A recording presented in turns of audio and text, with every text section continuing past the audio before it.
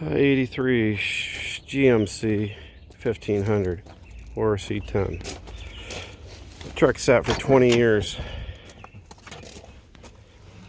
No start, apparently. Low miles because it's not ran in 20 years.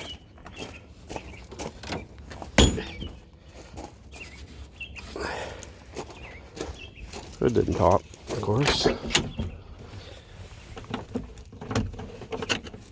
That's great. That'd suck if it stuck. There we go.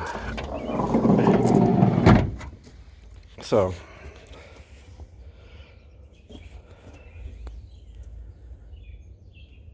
in 98 it had rear brakes and front brakes, 70,000 miles. Antifreeze sometime there, whatever. So I imagine this thing's pretty original, or was. I changed the thermostat. I changed that carburetor for a Rayman that was off of eBay. And I had to change the air filter. I didn't want to. I want the stock one. But the problem is, this Chinese Summit Racing distributor, it fixed the no run, but it sits too high for the stock air filter. $100 distributor.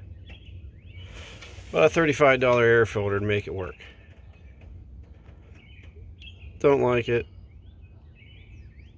The distributor, it works. The other one wouldn't work. It had Duraspark control module. It goes up underneath the glove box over here. I unhooked it, wired it back to itself. It would start without the module hooked up. Bypassing it, you hook the wire to itself, back to itself, just bypassing it. It would start, it would run, but then it would die. So I bought this $100 distributor. It runs, it drives now, but seems like moisture gets in the cap. It sits too high. But the moisture in the cap, it starts up, it warms up, the moisture goes away, but then it smooths out. Seems like moisture because it kind of runs rough and like the cam's out or something, but then it smooths out after it warms up. So I don't think that's the cam, but I think it's just a distributor.